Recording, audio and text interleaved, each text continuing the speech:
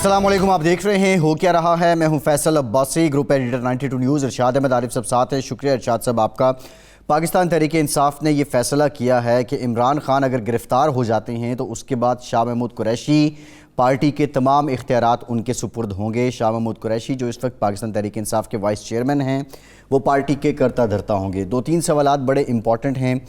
کیا اب پاکستان تحریک انصاف کو اس بات کا یقین ہو چکا ہے کہ عمران خان کو گرفتاری سے کوئی نہیں بچا سکتا، یا یہ گرفتاری اب اٹل ہو چکی ہے؟ دوسری امپورٹنٹ بات یہ ہے کہ عمران خان نے اپنی گرفتاری سے قبل جو پنجاب اور کے پی کے میں الیکشن ہونے ہیں اس کو لے کر جو امیدوار ہیں وہ فائنل کرنے کے بھی اشارہ دیا ہے۔ کیا پاکستان تحریک انصاف جب یہ امیدوار فائنل کر لے گی اور اختیارات اس کے بعد شاہ محمود قریشی کے پاس ہوں گے، تو جو پارٹی کے اندر کے معاملات ہیں، جو ہم نے دیکھا ہے کہ ٹکٹ کی بھی ایک پوری جنگ ہوتی ہے ود ان پارٹی، کیا ایسے معاملات آسانی سے نمٹے جائیں گے؟ اور پاکستان تحریک انصاف کا یہ پلان بی اب جب سامنے آیا ہے، اس کو پبلک کے سامنے رکھا گیا ہے، تو دیگر کیا محرکات ہیں، اس پر کچھ ڈیٹیل بات کریں گے۔ جو چیف آرگنائزر ہیں مسلم لیگ نون کی مریم نواز صاحبہ، انہوں نے دعویٰ کیا ہے کہ جب نواز شریف قید تھے تو انہیں زہر دیا گیا ہے، اور ساتھ ہی ساتھ وہ یہ الزام عمران خان پہ بھی لگا رہی ہیں کہ وہ اس میں ملوث تھے۔ یہ انتہائی اہم بات ہے، لیکن اب جب مسلم لیگ نون کی حکومت ہے تو یہ دعویٰ مریم نواز کا ہے، تو اس کی انکوائری کیوں نہیں کی جاتی، اس پہ کمیٹی کیوں نہیں بنائی جاتی؟ یہ بھی بہت امپورٹنٹ بات ہے۔ باقی جو ملک کے حالات ہیں، معیشت کے حالات، مہنگائی میں پھر اضافہ، اور اس پر ڈیٹیل بات کریں گے۔ رشیا کا تیل کب آئے گا، حکومت کیا سوچ رہی ہے، اس پر بھی آج کے پروگرام میں مفصل گفتگو کریں گے۔ ارشاد صاحب، امپورٹنٹ بات، پاکستان تحریک انصاف کیا اب یہ اٹل لگ رہا ہے پی ٹی آئی کو کہ عمران خان نے ہر صورت گرفتار ہی ہونا ہے، اور یہ پلان بی نہ صرف بنا لیا بلکہ اس کو پبلک بھی کر دیا؟ دیکھیں، عمران خان صاحب کل جو انہوں نے گفتگو کی، جو میڈیا پر تو نہیں دکھائی گئی لیکن اس میں بھی یہ کہا، اس سے پہلے بھی کہتے رہے ہیں، تو وہ تو اب اس بارے میں میرا خیال ہے یکسو ہیں کہ مجھے گرفتار بھی کیا جانا ہے اور نااہل بھی کیا جانا ہے، کیونکہ یہ شاید نواز شریف صاحب کی شرط بھی ہے کہ جب تک گلیاں سنجیاں نہیں ہوتی میں تو وطن نہیں واپس آؤں گا۔ تو ظاہر ہے وہ پھر کرنا پڑے گا، ایک بڑے لیڈر کی فرمائش تو پوری کرنی پڑے گی۔ اچھا، جو لوگ یہ کرنا چاہتے ہیں یا کرانا چاہتے ہیں، ان کے مد نظر دو تین باتیں ہیں جی۔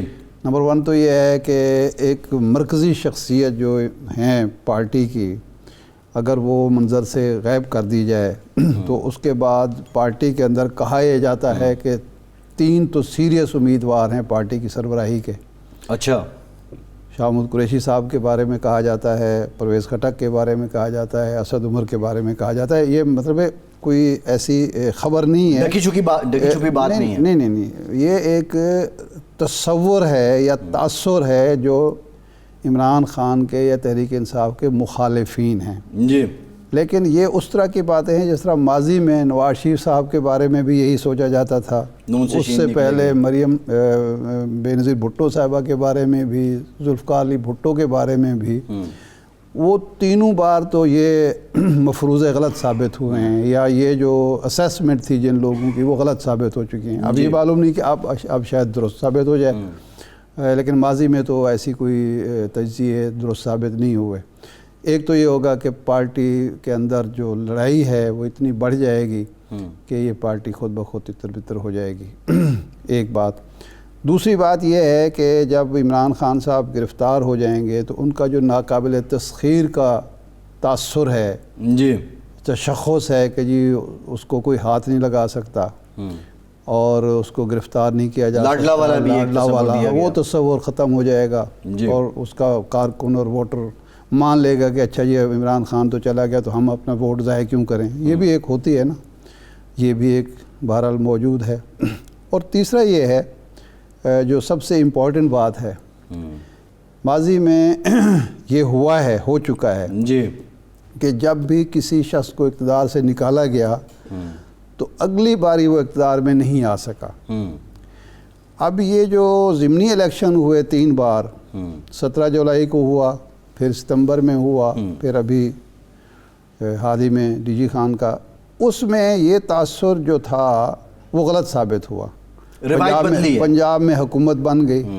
تو اب اس تاثر جو ایک تاثر جو دھیما پڑا ہے، کمزور ہوا ہے، اس کو دوبارہ اجاگر کرنا بھی مقصود ہے، اور ووٹر کو اور سپورٹر کو یہ باور کرانا ہے کہ نہیں جی نہیں ایسی اب نہیں آ سکتا، کیونکہ اب یہ حکومت تو یہ تاثر دے رہی ہے نا کہ یہ ہم نہیں کر رہے، اور بھی بہت سے لوگ عوامل ہیں اس میں، عمران خان کی نااہلی، عمران خان پہ مقدمات کی بھرمار ہے جی، ٹھیک ہے، وہ خود 74 کہتے ہیں، لیکن ہم نے جو اس پہ ریسرچ کی کوئی 36 کے قریب مقدمات جو ہیں وہ ہمیں اس پہ ملے، 36 کوئی تھوڑے مقدمات نہیں ہیں ایک بندے پہ۔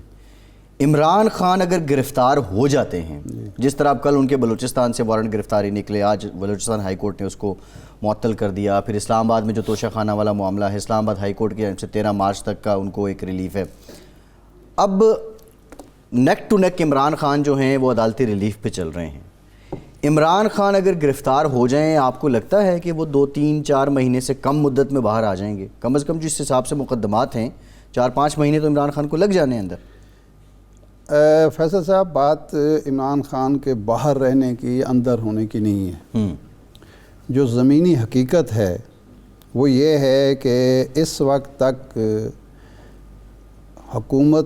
حکمران اتحاد یا عمران خان کے مخالفین کے پاس کوئی نیریٹو ہی نہیں ہے جی۔ نیریٹو 2 تھے ان کے پاس۔ نمبر 1 تو یہ ہے کہ جی عمران خان پرفارم نہیں کر سکا، اس نے مہنگائی کر دی، انہوں نے آ کے اس نیریٹو کو بالکل ہی لوگوں کے ذہنوں سے کھرچ دیا ہے کہ کنسیڈریبل ہی نہیں ہے، وہ کنسیڈریبل نہیں ہے، وہ یہ ہے کہ نہیں جی آپ پرفارم نہیں کر سکے، آپ نے مہنگائی اتنی بڑھا دی کہ جینا لوگوں کے لیے مشکل کر دیا ہے۔ دوسرا جو تھا وہ یہ تھا کہ جی ووٹ کو عزت دو، ہم تو اس ملک میں حقیقی جمہوریت چاہتے ہیں، سول بالادستی چاہتے ہیں جی۔ 11 مہینے میں اس نیریٹو کو بھی دفن کر دیا خود اپنے ہاتھوں سے۔ باقی جو مور ثبت کرنی تھی وہ ہمارے ہزارے وال بھائی کیپٹن صفدر صاحب نے اس پہ مور ثبت کر دی۔ اچھا، اب اس کے بعد جو نیریٹو ہے وہ غلط ہے، صحیح ہے، جھوٹا ہے، سچا ہے، وہ ہے صرف عمران خان کا نیریٹو ہے۔ اب عمران خان جو ہے لگتا یوں ہے کہ وہ اپنے سپورٹر کی اور ووٹر کی ضد بن چکا ہے، تو اس کو آپ اچھا ہم یہ فرض کر لیتے ہیں کہ عمران خان کمپین میں نہیں ہے جی، عمران خان جیل میں بیٹھا ہوا ہے اور الیکشن ہو جاتے ہیں، الیکشن تو آپ کو کرانے پڑیں گے۔ میں تو ابھی تک کسی بھی یہ تھیوری جو چل رہی ہیں مارکیٹ میں، الیکشن نہیں ہوں گے، یہ ہو جائے گا وہ ہو جائے گا، مجھے تو یقین ہے کہ الیکشن ہوں گے، اکتوبر تک تو ہو سکتا ہے، لیکن یہ ہے کہ اکتوبر سے آگے نہیں جا سکتے۔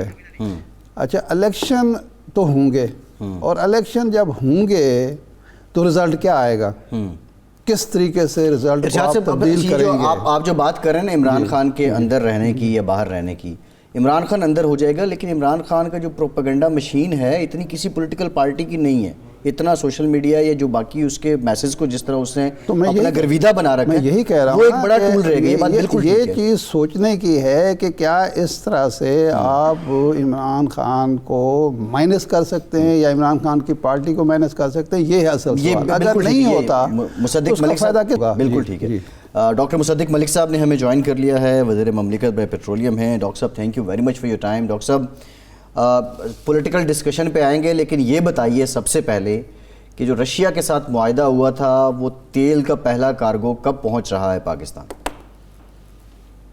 جی، ابھی رشیا کے معاہدے کے مطابق اس مہینے میں اینڈ آف مارچ تک ہم نے تمام تفصیلات طے کرنی ہیں، اس میں سے بیشتر تفصیلات طے ہو چکی ہیں، کچھ چیزیں لاسٹ چیزیں جو ہیں وہ کمرشل ڈیٹیلز وہ ٹائی اپ ہو رہی ہیں، تو ہماری اس مہینے کے آخر تک انشاءاللہ جو کس طریقہ کار سے ہم ان سے خریدیں گے، کن کمرشل ڈیٹیلز پہ خریدیں گے، وہ تمام چیزیں طے ہو جائیں گی، اور اس کے بعد اگلے مہینے ہم انہیں آرڈر پلیس کریں گے پہلے کارگو کا۔ وہاں سے کارگو آنے میں تقریباً 25 سے 27 دن لگتے ہیں، کیونکہ وہ کافی دور ہے ان کے جو ویلز ہیں، تو انشاءاللہ اپریل کے اینڈ میں ہمارا پہلا کارگو امید ہے کہ آ جائے گا۔ اچھا مصدق ملک صاحب، جب آپ یہ سودا کر رہے تھے اس وقت مارکیٹ جو تھی وہ ڈاؤن تھی، اب پھر اپ ہونا شروع ہوئی ہے، اور پھر ڈالر کی بھی جو ویلیو ہے وہ بڑھی ہے، روپے کی ویلیو کم ہوئی ہے. تو آپ جو تصور کرتے تھے یا ہم لوگ تصور کرتے تھے کہ 30% اگر رعایت پہ ملے گا ہمیں تو اس کے نتیجے میں آپ ایک ریلیف دے سکیں گے عوام کو، اب بھی آپ سمجھتے ہیں کہ اتنا ہی ریلیف عوام کو ملے گا، سستا تیل ملے گا، یا مارکیٹ کی وجہ سے اور ڈی ویلیویشن آف روپی کی وجہ سے وہ امپیکٹ نہیں ہوگا؟ دیکھیے، پہلی بات تو یہ ہے کہ ہمیں جو ڈسکاؤنٹ ملے گا اس کا تو مارکیٹ سے کوئی تعلق نہیں ہے نا. مارکیٹ میں جو بھی قیمت ہوگی اس پہ ڈسکاؤنٹ ملے گا. بین الاقوامی منڈیوں میں تو تیل کی قیمت طے ہوتی ہے روز، اور وہ ہوتی ہے ڈالرز میں. تو ہمیں تیل کی اس وقت خام تیل کی، کیونکہ ہم اس وقت خام تیل ان سے لے رہے ہیں، تو خام تیل کی جو بھی قیمت ہوگی اس کے اوپر ہمیں ڈسکاؤنٹ ملے گا. اب ہمارا روپیہ اور اس کی مناسبت ڈالر سے جو ہے اس کے اوپر بھی کوئی فرق نہیں پڑتا، کیونکہ اگر ہمیں روپیہ ہمارا ڈیویلیویٹ ہو تو ہم چاہے روس سے لیں، چین سے لیں، آسٹریا سے لیں، مڈل ایسٹ سے لیں، کسی بھی جگہ سے لیں، تو روپے کی تو ہماری وہی قیمت ہوگی. تو اگر آپ ہر چیز برابر کر لیں، یعنی آپ یہ گن لیں، یہ مان لیں کہ آپ نے جب تیل خریدنا ہے تو آپ نے روپے خرچ کے ڈالر پہلے خریدنے اور پھر ڈالرز میں تیل خریدنا ہے، تو اگر آپ کو ڈسکاؤنٹ کے اوپر تیل ملتا ہے تو وہ ڈسکاؤنٹ تو رہے گا، اور وہ ڈسکاؤنٹ ہر صورت میں یہاں پر رہے گا. میں نے کبھی بھی 30% کا لفظ نہیں استعمال کیا. میں نے بہت سی قیاس آرائیاں سنی ہیں. میں آپ کو صرف یہ بتا سکتا ہوں کہ جتنا بھی ڈسکاؤنٹ وہ کسی بھی ملک کو دے رہے ہیں، بالخصوص ایک ہمسایہ ملک جس کا اکثر ذکر رہتا ہے، اتنا ہی ڈسکاؤنٹ ہمیں ملے گا، اگر اس سے زیادہ نہیں ملے گا. اچھا، یہ یعنی انڈیا کے برابر ہمیں ڈسکاؤنٹ ملے گا؟ جی یہ طے ہے. جی. دوسرا ڈاکٹر صاحب، سعودی عرب سے متعلق، کیونکہ وہ ڈیفرڈ پیمنٹ پہ ہمیں تیل فراہم کرتے ہیں، کیا سعودی حکومت کی جانب سے اس معاہدے پہ کوئی ریزرویشنز ہیں؟ نہیں، کوئی ریزرویشنز نہیں ہے. ہمارا ان کے ساتھ ایک معاہدہ ہے جس میں ہمیں ڈیفرڈ ایک فیسلٹی انہوں نے دی ہوئی ہے. وہ فیسلٹی آج بھی قائم ہے اور آج بھی چل رہی ہے. اور میری نظر کے سامنے تو نہ کوئی ایسی بات آئی، نہ خبر آئی، نہ کوئی ایسی فائل آئی، نہ کوئی کاغذ آیا، نہ خط آیا، نہ کوئی شنید تھی آپ کے سوال سے پہلے کہ انہوں نے اس پہ کوئی سوال اٹھایا. اچھا، یہ تو خیر اچھی بات ہے. اب یہ فرمائیں کہ آپ چونکہ ایک اگرچہ انرجی آپ کا اسپیشل سبجیکٹ ہے، لیکن معیشت کے حوالے سے بھی آپ ایک ہیں، آپ کی مہارت ہے، آپ کی اسپیشلائزیشن ہے. اس وقت جو معاملات ہمارے معاشی چل رہے ہیں، خاص طور پر IMF کا معاہدہ جو تاخیر کا شکار ہو رہا ہے، آپ چونکہ ایک فیصلہ ساز اس کا حصہ ہیں، تو یہ فرمائیں کہ یہ تاخیر کی بنیادی وجہ کیا ہے؟ یا اور جس طرح رضا ربانی صاحب نے کچھ ریزرویشن ظاہر کیے ہیں، تو کیا کوئی ایسے ناروا مطالبات ہو رہے ہیں جس کی وجہ سے ہم نہیں مان رہے اور یہ تاخیر کا شکار ہے؟ دیکھیے، جو ٹف نیگوشیشن کرنی تھی وہ تو ہم کر چکے ہیں.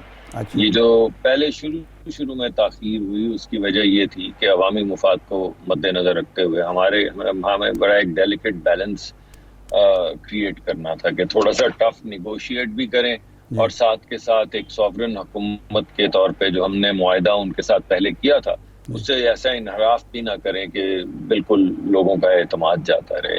تو آئی تھنک وہ ٹف مرحلہ تو گزر چکا ہے، اور جو ٹف نیگوشیشنز کے نتیجے میں جو بھی ہم اپنے لیے لینا چاہتے تھے، فیسلٹیز لینا چاہتے تھے، مثلاً آپ کے سامنے یہ ابھی ہم نے آپ کو بتایا کہ ہم نے گیس کے ٹیرف میں امیر اور غریب کا ٹیرف علیحدہ کر دیا ہے. یعنی آپ یہ سمجھ لیں کہ پاکستان گیس کے حوالے سے دو مختلف ملک ہیں، ایک امیر آدمی کا ملک ہے، ایک غریب آدمی کا ملک.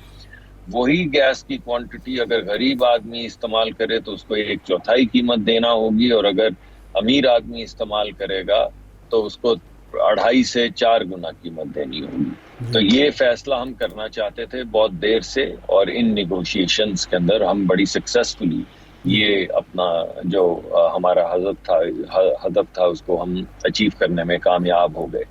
اسی طرح دیگر بجلی کے اندر بھی بچانے کی کوشش کی، کئی بیشتر جگہوں پہ ہمیں کامیابی ہوئی، کئی جگہوں پر انہوں نے بڑا ٹف سٹانس لیا اور کہا کہ آپ نے تو ہم سے یہ معاہدہ کر رکھا ہے، دیکھیے آپ کے دستخط ہیں، چاہے وہ پچھلی حکومت ہو، لیکن بہرحال ہے تو پاکستان کی. کے دستخط، تو وہ بات ان کی ٹھیک تھی. کئی جگہ پہ ہمیں ریلنٹ کرنا پڑا، کئی جگہ پہ ہمیں سہولت مل گئی، وہ نیگوشیشن ہو چکی ہیں. اب میرے خیال میں یہ آخری مراحل پہ ہے. ہم میرے خیال 90 سے 92%، 95% تک تمام معاملات حل کر چکے ہیں. کچھ چھوٹی چھوٹی چیزیں ہیں جو ٹائی ان ہونا رہتی ہیں، وہ بھی انشاءاللہ بہت جلد ہو جائیں گی. ایک بات جو اس میں اضافی ہے وہ یہ ہے کہ آپ نے کہا وجہ کیا ہے. وجہ یہ ہے جی کہ ہم اتنی دفعہ ان آؤٹ ہوئے ہیں کہ مجھے لگتا ہے کہ ایک عدم اعتماد ہے. جب ہم جا کے بین الاقوامی سطح پہ گفتگو کرتے ہیں تو ایک اعتماد کی کمی ہے، کیونکہ پہلے پچھلی حکومت نے معاہدے کیے، پھر خود ہی توڑ دیے، پھر خود ہی سبسڈی دے دی، پھر کہیں جوڑ دیا، کہیں توڑ دیا، کہیں الزام لگا دیا. ڈاکٹر صاحب ابھی جو کرنٹ ہے، ڈاکٹر صاحب جو کرنٹ سٹیٹس ہے اس میں دیکھیں پرائر جو ایکشنز تھے وہ حکومت پاکستان نے پورے کر لیے. اب کیا آئی ایم ایف یہ مطالبہ کر رہا ہے کہ حکومت پاکستان ان کو مزید یہ شو کرے کہ ان کے ساتھ کچھ دوست ممالک کی سپورٹ آ جائے گی اور اتنے ڈالر پاکستان کے پاس ہوں گے آئی ایم ایف پروگرام آنے کے بعد کہ پاکستان ڈیفالٹ نہیں کرے گا؟ جی یہ تفصیلات تو آپ کو وزارت خزانہ سے ہی پتہ چلیں گی، لیکن یہ ہمیشہ سے ان کا ایک رہتا ہے. ایک پہلے بھی انہوں نے کئی مرتبہ یہ کہا ہے کہ آپ یہ دکھائیے کہ آپ کا اوور آل پیکج کیا ہوگا. چلیے ہم تو یہ پیکج دیں گے، دیگر چیزیں بتائیے. ان دیگر چیزوں میں پھر ہم ورلڈ بینک کا پیکج بھی بتاتے ہیں کہ دیکھیے اس کے بعد ہم ورلڈ بینک کے ساتھ نیگوشیٹ کر رہے ہیں، وہاں سے اتنے پیسے آئیں گے، اور یہ ایشین ڈیولپمنٹ بینک کا ہمارا ایک پروجیکٹ ہے یا ایک فیسلٹی ہے، اس سے اتنے پیسے آئیں گے. اس کے علاوہ ہم نے کچھ دوست لوگوں سے اپنے لونز جو ہیں ان کو رول اوور کیا ہے، اس کی وجہ سے ہمیں اتنا ریلیف ملے گا. کہیں سے اگر ہمارے پاس اور کئی پیسے آ رہے ہیں انویسٹمنٹ کے نقطۂ نظر سے، تو وہاں سے کتنے پیسے آئیں گے. تو یہ ہمیشہ سے جب بھی اس طرح کا کوئی ہم معاہدہ کرتے ہیں تو اوور آل اپنی اکنامک ہیلتھ یا میکرو اکنامک اسٹیبلٹی کے لیے یہ تمام معاملات ہر مرتبہ پیکج اس گفتگو کا حصہ ہوتے ہیں. تو اس مرتبہ بھی وہ گفتگو کا حصہ ہیں. اسپیسیفکلی کیا چیزوں کی ضرورت ہے یا کیا مطالبات ہیں وہ میں نہیں جانتا، وہ آپ کو وزارت خزانہ. اچھا ملک صاحب یہ فرمائیں کہ اب سیاست کی طرف آتے ہیں کہ مریم نواز صاحبہ یہ فرماتی ہیں کہ جب وہ جیل میں تھے یا نیب کی قید میں تھے تو اس وقت ان کو زہر دیا گیا اور عمران خان اس کے ملزم ہیں. تو اب آپ کی حکومت ہے، آپ کوئی انکوائری کمیٹی بنا رہے ہیں یہ تحقیقات کرانے کے لیے کہ زہر دیا گیا اور زہر دینے والے کون لوگ تھے؟ ویسے انکوائری کمیٹی تو بننی چاہیے، مگر ہوتا بڑا مشکل ہے. اگر آپ کو یاد ہوگا کہ میاں نواز شریف صاحب کے پلیٹلیٹس جو تھے وہ اتنے ڈراپ ہو گئے کہ ان کی زندگی کو خطرہ ہو گیا. اور اب تو خیر وہ کہتے ہیں کہ وہ چلے گئے، مگر ان کو یہ یاد نہیں ہے پی ٹی آئی کو کہ ان کی اپنی وزیر صحت جو پنجاب کی تھی انہوں نے اس پہ آ کے ایک پوری بریفنگ دی تھی. اور میاں نواز شریف صاحب اس وقت جیل میں تھے، اور جب ہسپتال بھی پہنچے کیونکہ ان کی جان کو بہت زیادہ خطرہ لاحق ہو گیا تھا، تو وہ اس وقت بھی جیل ڈکلیئر کر کے ان کے تمام ٹیسٹ حکومت نے کروائے تھے. تو بہت کلیئرلی کچھ تو ایسا ہو رہا تھا کہ ان کو کس بھی وجہ سے، جو میں تو ایسی مہارت نہیں رکھتا اس پہ تبصرہ کر سکوں، مگر کچھ تو ایسا ہو رہا تھا جس کی وجہ سے ان کے پلیٹلیٹس گرتے چلے جا رہے تھے. اور جب وہ جیل سے نکلے ہیں تو اس کے بعد بتدریج ان کی صحت بہتر ہوتی گئی. تو میرے خیال میں اس پہ ہونا تو ضرور چاہیے، کوئی انویسٹیگیشن تو ضرور ہونی چاہیے، مگر ایسی چیزوں میں ہوتا بڑا مشکل ہے کہ اتنے سالوں بعد تو کسی بھی چیز کے نہیں. لیکن ملک صاحب اس وقت تو یہ الزام کے ذریعے یہ الزام کسی نے نہیں لگایا کہ ان کو زہر دیا گیا. یہ اس وقت بی بی نے کہا تھا، لگایا تھا جی نہیں یہ لگایا تھا جی کہ زہر دیا گیا. نہیں اس وقت کہا گیا تھا جی، یہ زہر والی بات کی کئی مرتبہ کی گئی تھی کہ ان کو نقصان پہنچایا جا رہا ہے، ان کو شاید زہر دیا جا رہا ہے. یہ آپ کی بات ٹھیک ہے کیونکہ وہ یہاں سے چلے گئے، کوئی یہاں کا کوئی ثبوت ایسا نہیں ہے کہ آپ کو دکھائے کہ یہ دیکھیے وہ ثبوت، لیکن یہ اچھا ملک صاحب آپ ثبوت کا ایک آپ نے عمدہ بات کی ہے. جی 3.5 سال آپ یہ مطالبہ کرتے رہے کہ لیول پلینگ فیلڈ ملنی چاہیے. اب بھی مریم صاحبہ یہ مطالبہ کرتی ہیں جب حکومت میں ہیں آپ، لیکن مریم صاحبہ کنونشن کر رہی ہیں، اجتماعات کر رہی ہیں، تقریریں کر رہی ہیں. عمران خان کو آپ ریلی نہیں نکالنے دیتے، ان کی تقریروں پر پابندی لگ جاتی ہے، بلکہ اس ریلی کی کوریج پر بھی پابندی لگ جاتی ہے. تو لیول پلینگ فیلڈ کا آپ اپنے لیے مطالبہ کرتے تھے تو اپنے مخالفین کو دینے کے لیے کیوں تیار نہیں ہیں؟ جی میں تو سمجھتا ہوں کہ بالکل لیول پلینگ فیلڈ ہونا چاہیے. کسی بھی لحاظ سے اس وقت کسی عبوری حکومت کی کے جو ایکشنز ہیں ان کی ذمہ داری تو پی ایم ایل این نہیں لے سکتی. اسی طرح اگر وہ اکساتے ہیں خان صاحب، جو ان کی ثوابدید ہے، ان کی مرضی ہے وہ کیا کہتے ہیں. جو ایکشن پیمرا نے لیا ہے اس کی بھی ذمہ داری پیمرا کی. میں تو یہ سمجھتا ہوں کہ ہر ایک کو آزادی ہونی چاہیے اپنی بات کرنے کی، لوگوں تک اپنا پیغام پہنچانے کی، کیمپین کرنے کی، اور اس پہ قدغن نہیں ہونی چاہیے. جی ٹھیک، بہت شکریہ ڈاکٹر مصدق ملک صاحب. آپ کے وقت بریک کے بعد پاکستان تحریک انصاف کا موقف لیں گے، ہمارے ساتھ رہیے.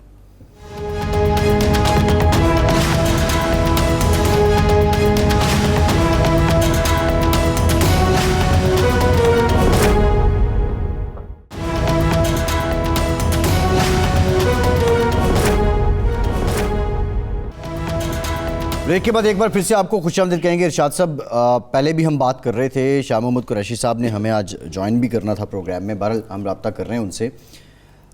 شاہ محمود قریشی صاحب کو یہ اختیار دے دینا کہ عمران خان اگر جیل جاتے ہیں تو وہ سارے معاملات کو دیکھیں گے، آپ سمجھتے ہیں کہ پارٹی اس بات پہ متفق ہوگی؟ کیونکہ شاہ محمود قریشی صاحب کا جو سیاسی قد ہے وہ سب میں زیادہ تھا، لیکن اب پرویز الہی صاحب کے ایڈیشن کے بعد، کیونکہ اب یہ مقابلہ کسی حد تک ہم پلہ ہو گیا ہے ہر اعتبار سے دیکھا جائے، تو پارٹی اس پہ متفق رہے گی. اور ان حالات میں پارٹی کو متفق رکھنا آسان ہے، کیونکہ بہت سے لوگ ہیں جن پہ اب کیسز بھی کھل رہے ہیں، اینٹی کرپشن کے کیسز کھل رہے ہیں، اس طرح کے معاملات.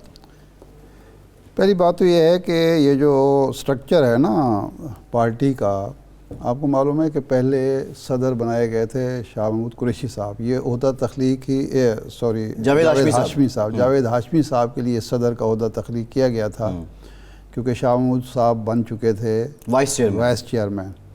اب جو ہیرارکی ہے اس کے مطابق عمران خان کے نمبر 2 شاہ محمود صاحب ہی ہیں، نہ پرویز الہی صاحب ہیں، نہ کوئی اور ہے.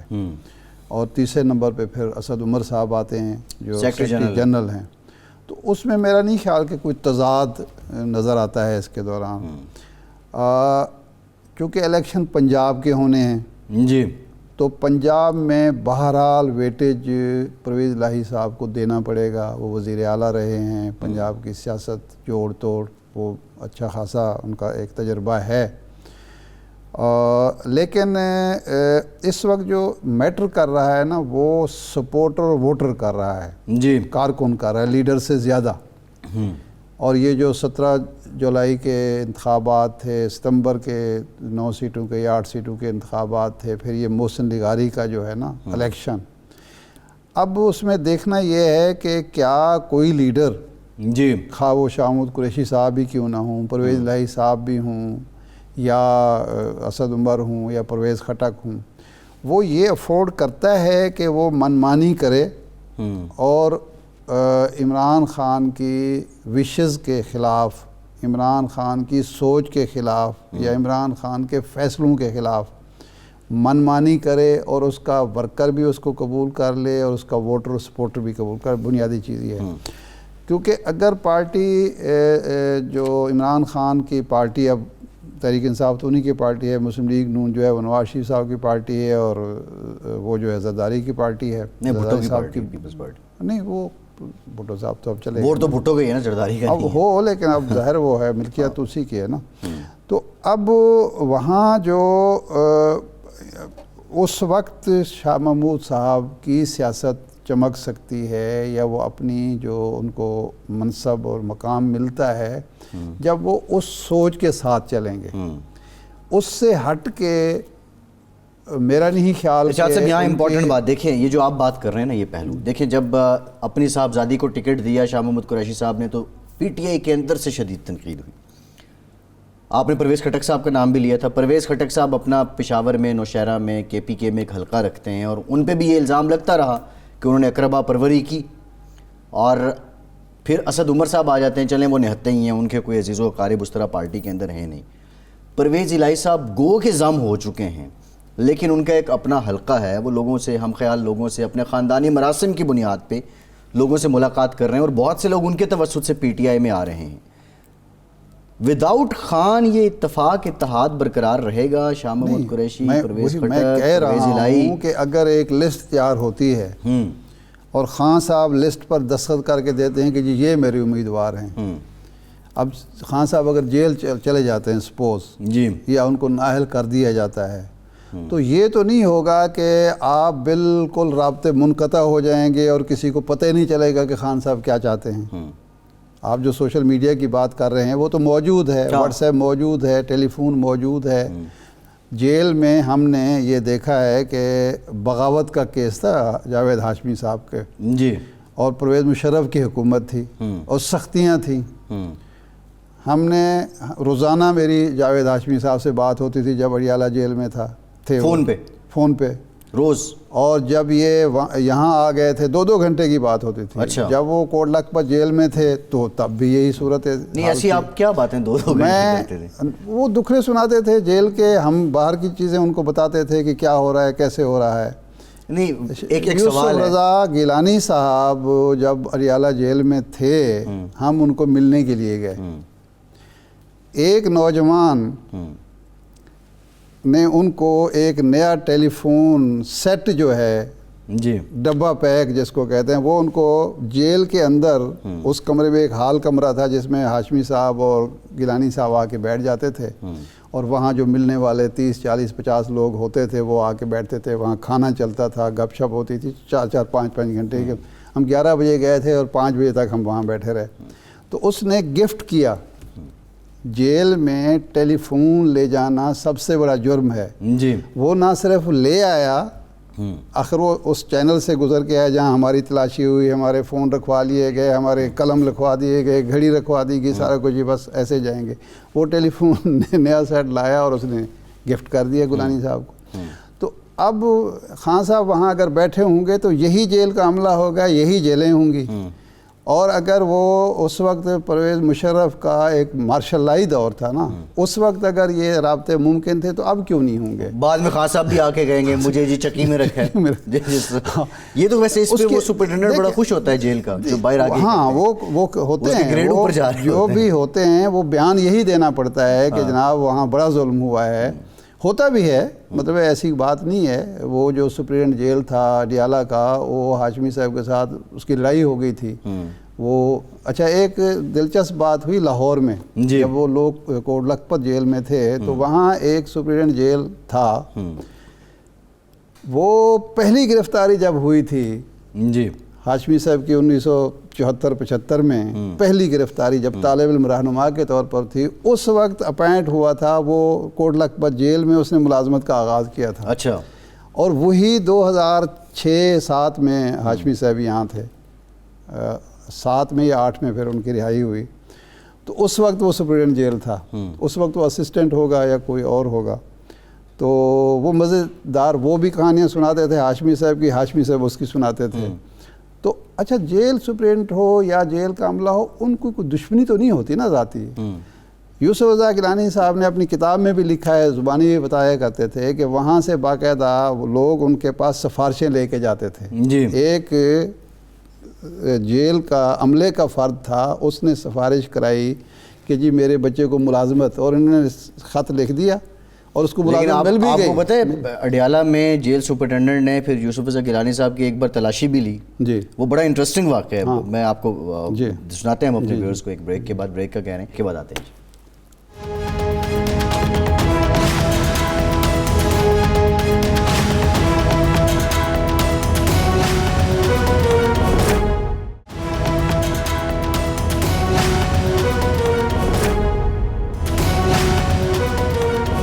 بریک کے بعد ایک بار پھر سے آپ کا خیر مقدم کرتے ہیں. ارشاد صاحب بریک سے پہلے آپ بات سنا رہے تھے کہ ٹیلی فون ایک شخص جو ہے ایک سیٹ دے کے چلا گیا یوسف رضا گیلانی صاحب کو جیل کے اندر.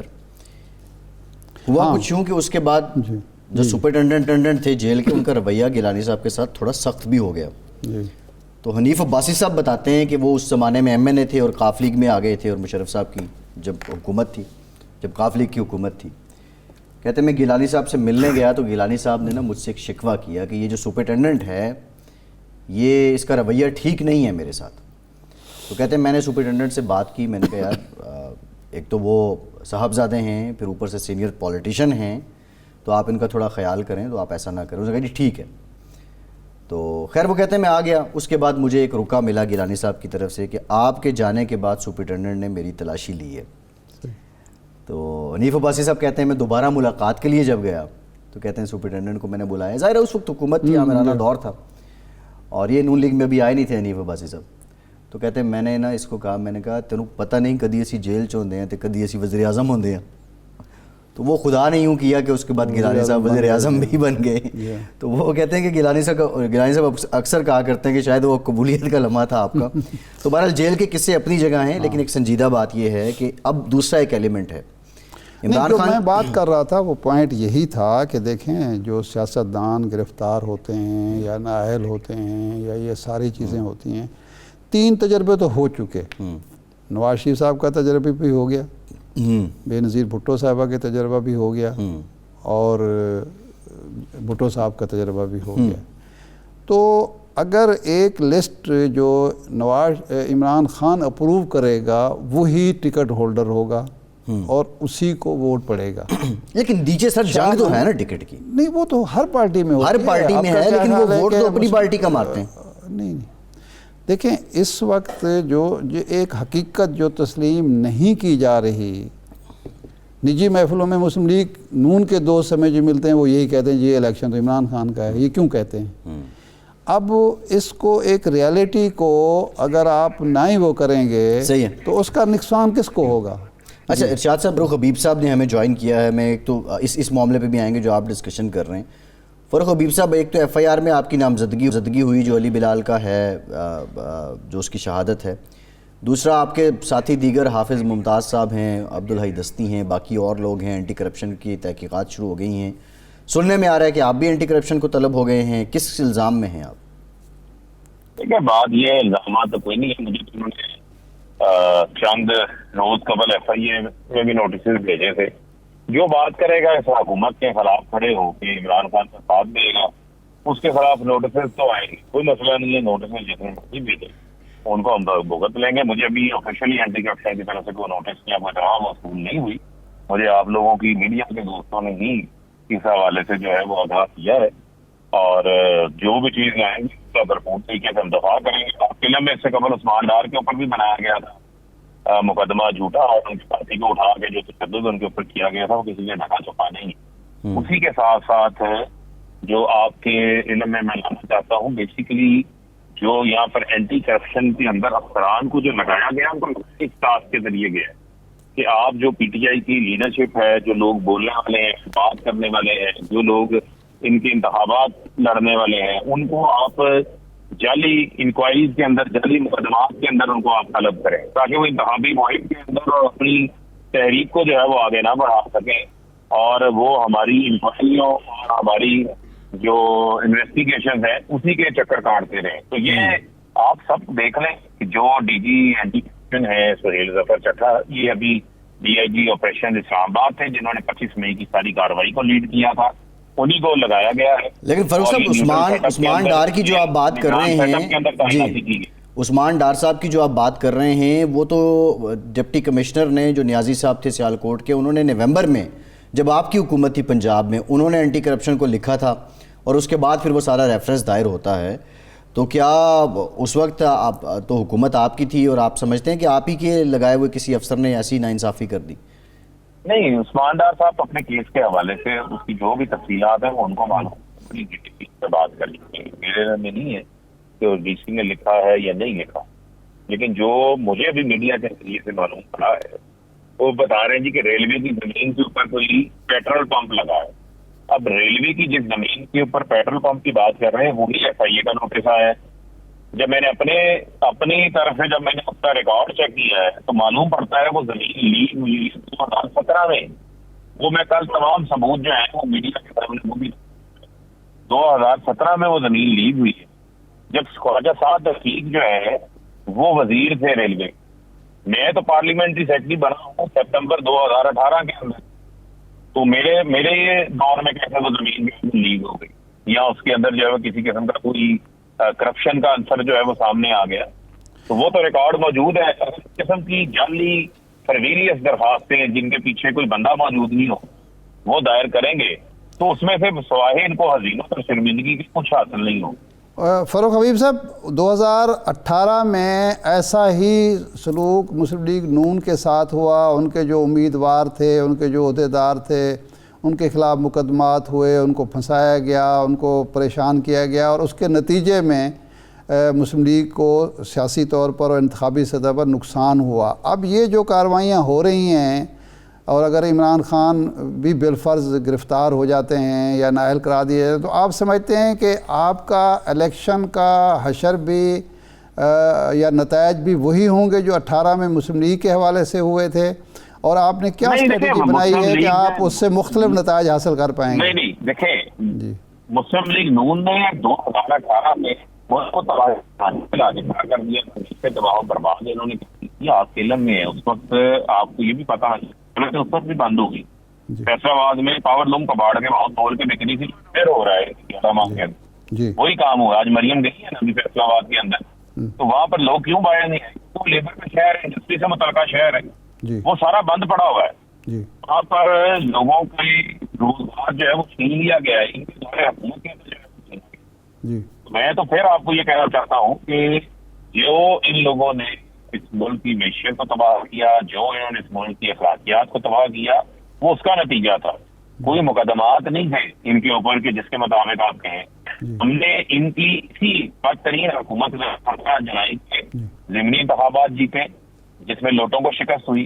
ابھی ہم نے جام پور کا الیکشن ہم نے جیتا جس میں تمام تر زور لگایا گیا ان کی جانب، پورا زور ان کی طرف سے لگا دیا گیا کسی طریقے سے انتخابات کو جو ہے وہ مینج کر لیا جائے، کسی طریقے سے انتخابات کو جو ہے وہ اس کے اندر دھاندلی کر لی جائے. لیکن اس کی اندر ان کو بدترین جو ہے وہ شکست کا ان کو سامنا کرنا پڑا. تو اب بھی ہم ان کا مقابلہ کریں بہت طریقے سے. اچھا فاروق صاحب، یہ فرمائیں کہ اگر عمران یہ جو آپ نے اب فیصلہ کیا، شاہ محمود قریشی صاحب نے آج کہا کہ جی عمران خان اگر گرفتار ہوتے ہیں تو میں پھر ساری پارٹی کو لیڈ کروں گا، تو اس کا مطلب ہے آپ کو اب یقین ہو گیا ہے کہ عمران خان نے گرفتار ضرور ہونا ہے، اس لیے آپ نے پلان بی جو ہے وہ افشا کر دیا. تو اگر عمران خان گرفتار ہو جاتے ہیں اور صف اول کی لیڈرشپ بھی اسی انجام سے گزرتی ہے، تو پھر آپ کیا کانفیڈنٹ ہیں کہ پھر بھی آپ الیکشن لڑ سکیں گے یا بائیکاٹ کی طرف جائیں گے؟ نہیں، بائیکاٹ کا تو سوال نہیں پیدا ہوتا. کیمپین ہماری ہو چکی ہے. لوگ آپ کیمپین کا ایشو نہیں ہے کہ 11 ماہ میں انہوں نے اتنی بری ان کی کارکردگی ہے کہ عوام کا ووٹ کا ایک سمندر آئے گا جو پی پی اے کے حق کے اندر ہوگا. یہ انتخابات سے کیوں بھاگ رہے ہیں؟ اسلامی کارروائیاں کیوں کر رہے ہیں؟ یہ خوف و ہراس کیوں پھیلا رہے ہیں؟ اسی وجہ سے یہ کر رہے ہیں نا. اور تو کوئی بظاہر وجہ موجود ہے، یہی وجہ ہے. اور کیوں کر رہے ہیں جی؟ ٹھیک، اس کے علاوہ تو اور کوئی ریزن نہیں ہے. صحیح ہے، ٹھیک ہے. بہت شکریہ فاروق حبیب صاحب، پاک انصاف کے سینئر رہنما ہمارے ساتھ موجود تھے. ارشاد صاحب آپ کا شکریہ. پروگرام کا ٹائم ختم ہو گیا، اجازت دیجیے.